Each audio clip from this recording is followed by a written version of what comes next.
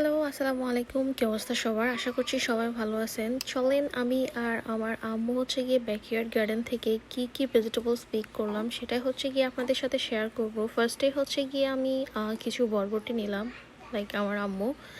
আর হচ্ছে গিয়ে দেখলাম লতা পাতার ভিতরে হচ্ছে গিয়ে ধুন্দুল বড় হয়ে গেছে দুইটা। তো ওই দুইটা নিলাম।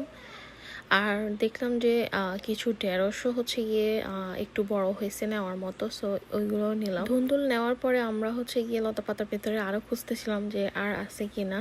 দেখলাম যে আর নাই। আর এই তো ঢেঁড়সও হচ্ছে গিয়ে বড় হচ্ছে।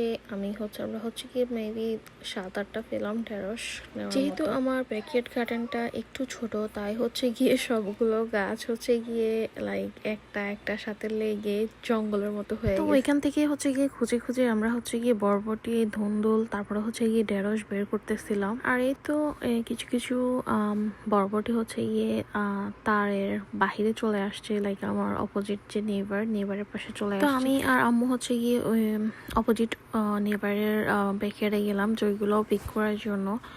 আমার নেবারটা ভালো ছিল, ওই কারণে হচ্ছে গিয়ে ওই পাশে ভেজিটেবল যাওয়ার পরেও কিছু বলে না, বাট কিছু নেবার থাকে যে অনেক ব্যাড। সো এই তো আমার কাঁচামরিচ গাছে হচ্ছে দেখলাম যে কিছু কাঁচামরিচ নেওয়ার মতো হয়েছে।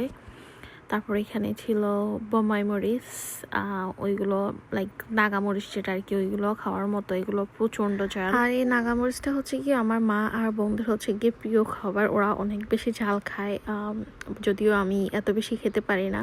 আর এই পাশে দেখলাম যে পার্পল কালারের কাঁচামরিচ ধরছে, এগুলো হচ্ছে গিয়ে আমার ননা আমাকে দিছে গাছের চারাগুলো। আর কাঁচামরিচগুলো দেখতে অনেক সুন্দর। আর এই পাশে হচ্ছে গিয়ে আমি কচুর ছড়া, যেটা ছড়া গাছ, ওইটা হচ্ছে গিয়ে রোপণ করছি। আর আমার হচ্ছে গিয়ে কয়েকটা জুকিনি গাছে জুকিনি ধরছে। ওইখান থেকে হচ্ছে গিয়ে একটা জুকিনি অনেক বেশি বড় হয়ে গেছে, মাশাআল্লাহ। সো ওই জুকিনিটা হচ্ছে গিয়ে ছিঁড়ে নিলাম বাসায় রান্না করার জন্য। আর একটা জুকিনি রেখে দিলাম, অন্য একদিন নিব। জুকিনির শাকটা হচ্ছে গিয়ে কুমড়ো শাকের মতো রান্না করে খাওয়া যায়, খারাপ লাগে না, মোটামুটি ভালোই লাগে জুকিনির শাকটা খেতে। এখানে অনেকে হচ্ছে গিয়ে জুকিনির শাক রান্না করে খায় কুমড়ো শাকের মতো করে আর কি। আর এই হচ্ছে গিয়ে আমার আজকের ফ্রেশ গার্ডেন থেকে তোলা ভেজিটেবলস।